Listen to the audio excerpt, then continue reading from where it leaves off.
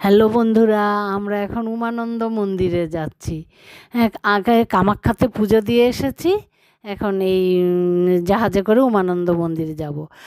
অনেকে বলে যে কামাখ্যাতে পুজো দিয়ে দেওয়ার পর এই উমানন্দ মন্দিরে নাকি পুজো দিতে হয়। হ্যাঁ, খুব সুন্দর, দেখো ছোটোবেলাতে এসেছিলাম। আর এত ভালো লাগে ব্রহ্মপুত্র নদটা, চারদিকে পাহাড় দিয়ে ঘেরা। এখন এত ভিড় হয়, আমরা যখন ছোটোবেলাতে এসেছিলাম তখন এত ভিড় ছিল না।